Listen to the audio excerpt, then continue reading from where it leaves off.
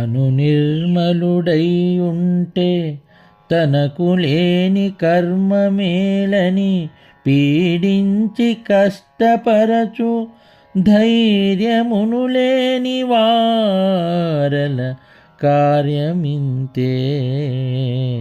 కల్పనాతీత యోగాత్మ కేవలాత్మ. తాను నిర్మలుడై ఉంటే తనకు లేని కర్మమేలని పీడించి కష్టపరచు ధైర్యమును లేని వారల కార్యమింతే. కల్పనాతీత యోగాత్మ కేవలాత్మ. జై నిజ గురుభ్యో నమ. శ్రీ గురు బాలరామస్వాముల వారిచే విరచితమైన కేవలాత్మ శతకము నుండి ఈరోజు మనం 77వ పద్యం. ఇక్కడ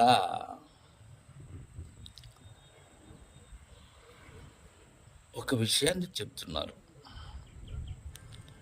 ఈ కర్మము ఎలా వదలకనే ఎలా బాధిస్తుంది అనే విషయం. తాను నిర్మలుడై ఉంటే,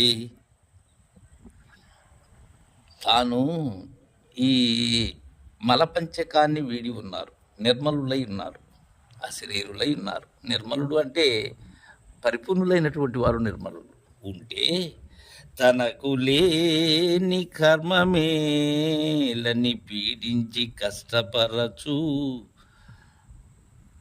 నిర్మలునికి కర్మం అనేది లేదు. గత పద్యంలోనే అనుకున్నాం మనం. ఉన్నది ఎలాంటి కర్మ ఉంటుంది? కర్తృత్వరహిత కర్మ ఉంటుంది. అది తనకు లేని కర్మమేలని పీడించి కష్టపరుచు అంటే ఇక్కడ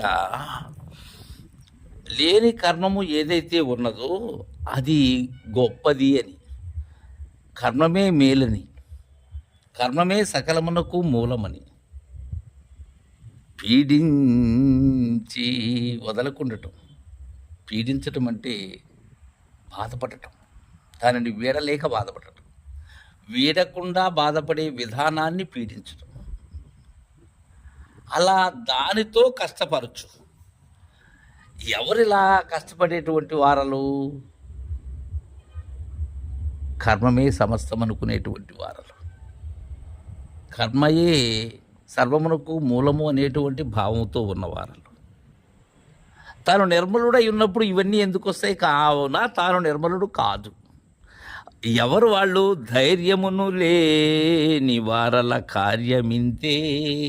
ధైర్యం లేనటువంటి వారు, భయముతో కూరుకుపోయినటువంటి వారు, వారు అభయస్థితి పొందనటువంటి వారు, వారు అంజనముతో ఉన్నవారు, జ్ఞానముతో ఉన్నవారు, వారంతా ధైర్యం లేని వారలే. వారి యొక్క కార్యం ఎలా ఉంటుంది? కర్తృత్వ సహితమైనటువంటి ఆచరణ వారిది. వారి కార్యం ఎలానే ఉంటుంది.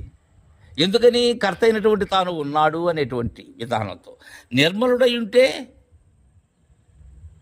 తనకు లేని కర్మమేలని పీడించి కష్టపరచు. తనకు లేనటువంటి కర్మమును అది మేలని దానిని వదలక ఆ బాధలతో దాన్ని ఎందుకు అలా ఇదవుతారు? కారు కదా. అశరీరులు ఇలా ఎందుకుంటారు? ధైర్యం లేని వారల యొక్క కార్యం, వారి ప్రవర్తన, వారి విధానం ఇలా ఉంటుంది అని మనకు చక్కగా తెలియజేశారు.